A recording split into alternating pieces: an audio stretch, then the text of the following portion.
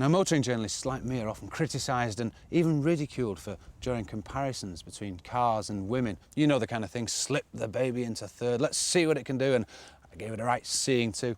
Thoroughly naff, quite predictable and sexist. So today, in the interest of political correctness, originality and equality, I'm going to be drawing comparisons between cars and men. Wish me luck. See, if men were cars, this is pretty much how it would be. Ferraris, sophisticated, highly strung, prone to the odd tantrum, men. Porsches, athletic, powerful, men, but lacking in a sense of humour.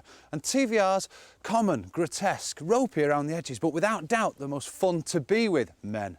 And if this TVR Tamora was a man, it'd have a great big fat ass. Well, all right, that's maybe a little harsh, but you have to agree that the rear is not the best view of this car.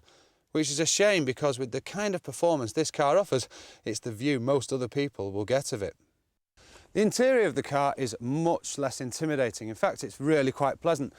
Note the usual TVR wave, getting inside the doors. Yeah, no, the inside, it really is very beautiful with these lovely brushed aluminium buttons controlling all of the switchgear. The beautiful use of this blue, and I would never have thought that blue leather, but it really works in this silver car, and of course all the Alcantara over the seats, and this short stubby gear lever to hand. It really is a beautiful driving position. And believe it or not, that is the button for opening the door. The styling is, well, it's retro, modern and futuristic all at the same time. It's a stunning use of materials. However, you have to say the build quality is the usual TVR averageness. But you pay your money, you take your choice. If you want something that has clunky doors, buy a Porsche. I'm quite happy in this.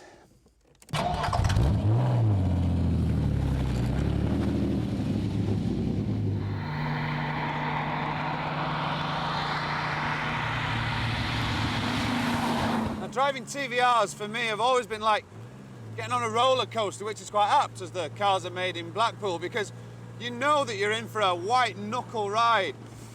You know that at the end of it you're going to want to get back on again because you enjoyed it so much. It's just the bits in between that are quite scary. Now, the reasons for my fear, well, there's the lack of driver aids, the composite body, and the mind-blowing, or should that be bottom-blowing performance. It really is, as my mum would say, unnecessary. It'll go from 0 to 60 in 4.4 seconds. It'll reach 100 in just over 9 seconds.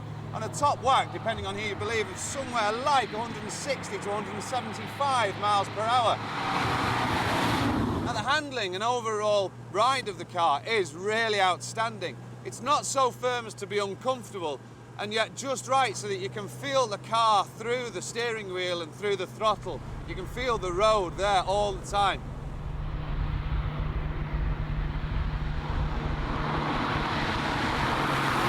You can imagine the two departments at TVR, can't you? The design department in their hand-stitched suits, the right shoes and the latest Mercury Price for Music CD on the stereo. Then there's the engineering department. It's got a big engine, son, it'll go like the clappers.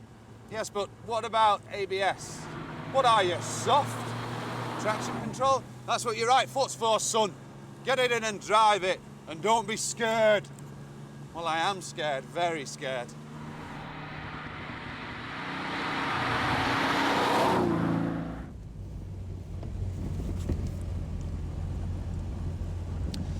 Now, you see, as I see it, there are two problems with this TVR Tamora and TVRs in general. The first is the snobbery value, the fact that it's made in Blackpool and the build quality isn't so good. But nobody bangs on about Aston Martin being made in Newport Pagnell. And the second is the lack of driver aids. It is a white knuckle roller coaster of a drive. Having said that, it is the kind of roller coaster that you want to get back on again. Now, if this car was a man,